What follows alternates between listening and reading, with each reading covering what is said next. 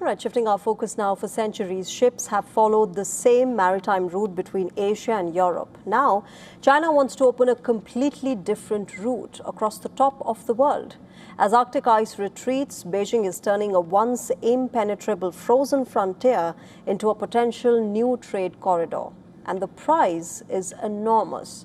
A route that could slash sailing times between China and Europe, reduce dependence on crowded maritime choke points, and give China a new strategic link to Western markets. China calls it the Ice Silk Road. And if the route proves commercially viable, it could do more than shorten a voyage. It could redraw the map of global shipping. As per a Financial Times report, Chinese container shipping company Sea Legend is preparing to launch a regular service through the Arctic, linking Ningbo on China's east coast with Felixstowe in Britain. The weekly service will travel along Russia's northern coastline through the Northern Sea route. Sea Legend chose the name Ice Silk Road as a modern reference to the ancient Silk Road that connected China with Europe.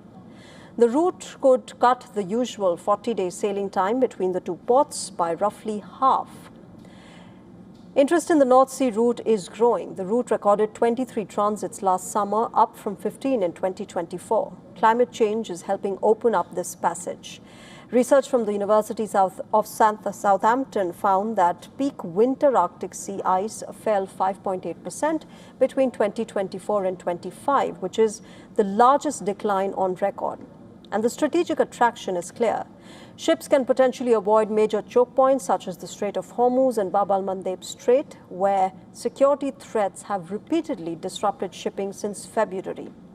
The Arctic boom is also driving demand for specialized vessels. Maritime data shows that 167 ice-class ships were built last year, the highest number in more than a decade.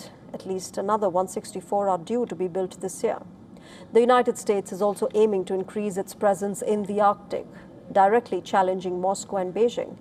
Russia already dominates the region with more than 40 icebreakers and a growing military footprint. In October last year, President Trump signed an agreement with the Finnish President Alexander Stubb to expand America's fleet of icebreakers.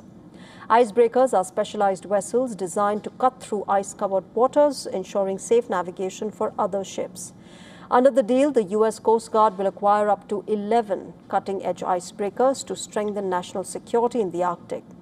The Arctic region covers nearly 1/6 of the Earth's landmass, and the region is estimated to hold nearly 20% of the world's undiscovered oil and gas reserves, making it one of the most resource-rich and politically sensitive zones. But the Arctic remains an unforgiving environment. Crews must navigate shifting ice and extreme weather, sometimes without reliable GPS. A vessel can become trapped if icebreaker support is unavailable. And unlike major global shipping lanes, the Arctic has limited infrastructure for emergencies. Salvage, firefighting, medical assistance, and rescue can be extremely difficult when something goes wrong.